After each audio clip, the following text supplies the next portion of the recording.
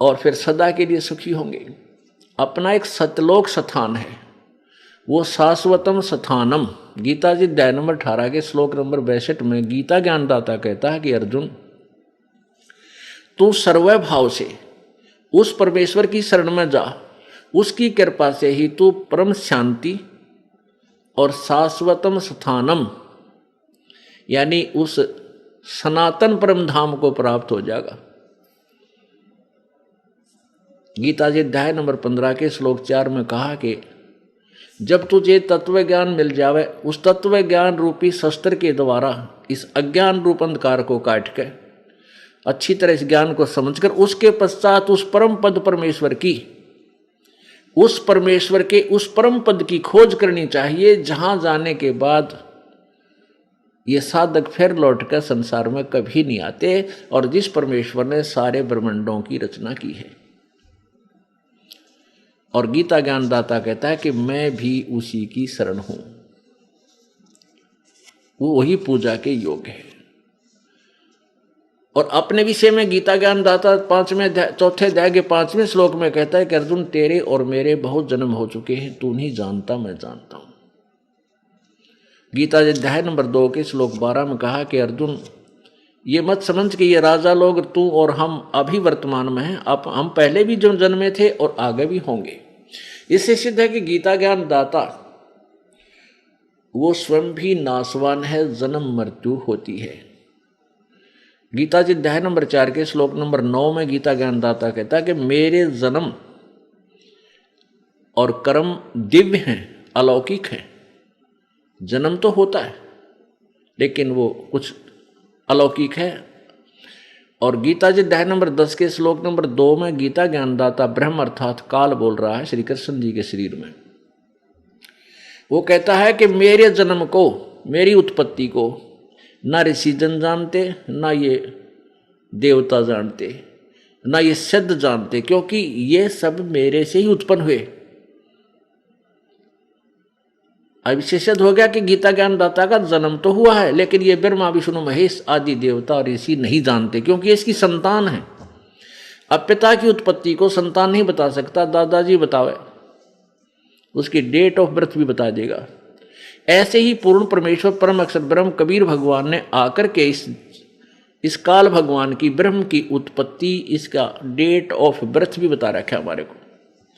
तो कहने का भाव ये है कि उस परमात्मा की भक्ति से हम सतलोक जाएंगे। वहां जाने के बाद फिर हमारा कभी जन्म मृत्यु नहीं होगा, वहां परम शांति, वहां कोई दुख नहीं। यहां से तो हमारी टिकट कटेगी, ये तो फाइनल है। इसलिए हमने मरना तो है, लेकिन मरने के बाद कहां जाना है ये इच्छा प्रबल हो जानी चाहिए। अब वो उमंग, वो हिलोर उठे अंदर से, जैसे कबीर परमेश्वर जी की कृपा से आदरणीय गरीबदास साहिब जी वो सतलोक को आँखां देख कर आए थे, और उसके बाद उनको इतनी उमंग भर गई थी उस स्थान को देखकर कि वाह वाह अमरपुर जाऊंगा, वाह वाह अमरपुर जाऊंगा। जैसे बालक के चाचा डाग रहे, वाह मामा का जाऊंगा, मामा का जाऊंगा, नानक का जाऊंगा। तो ऐसी उमंग भर जानी चाहिए हमारे अंदर के सचमुच वहां इतना सुख होगा। अब जैसे पुण्यात्माओं, जब आप भक्ति कर रहे हो, पुण्यदान कर रहे हो, तो मृत्यु होगी, धोखा सा ना लगे। मृत्यु तो होगी, जबरदस्ती होगी, ना चाहोगे तो भी होगी। लेकिन उस समय ये बात याद आ जाएगी कि खाली ना चले, कुछ तो बना भगवान।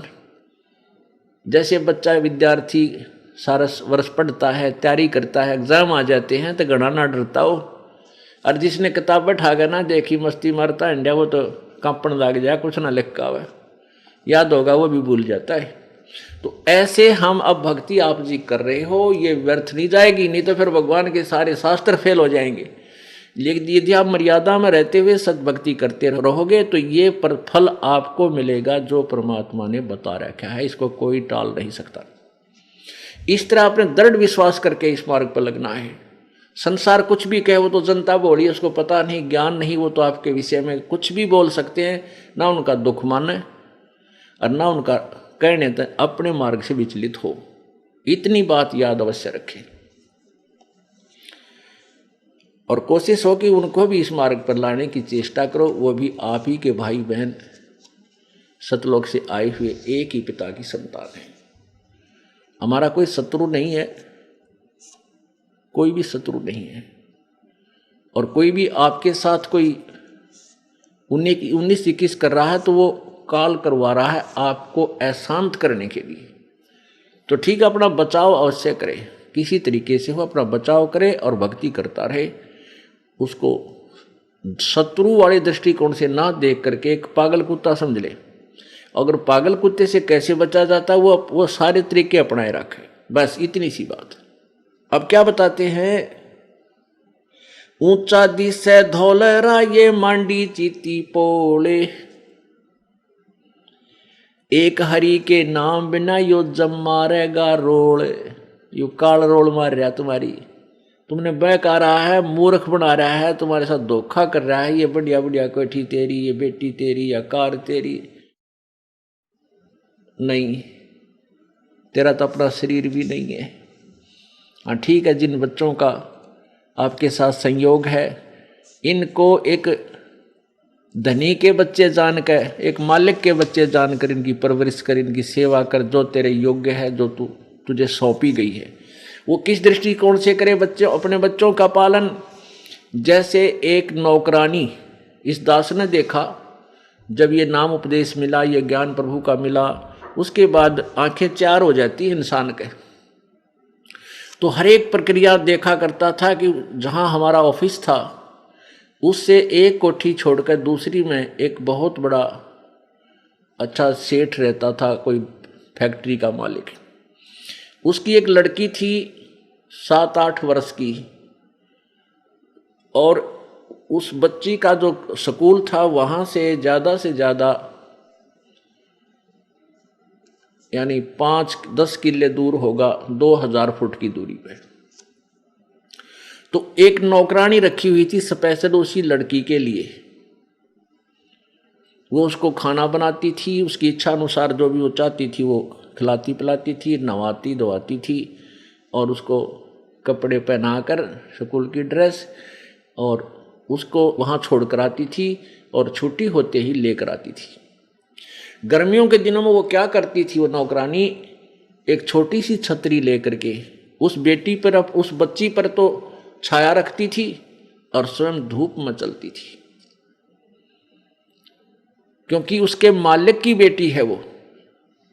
और जब उसको वो नौकरी से निकाल दिया, उसने मुड़ के भी ना देखा उस बेटी की तरफ, क्योंकि वो उसकी नहीं थी, लेकिन उसकी ड्यूटी थी, उसमें वो पंचुअल थी, कहीं मालिक नाराज ना हो जाए।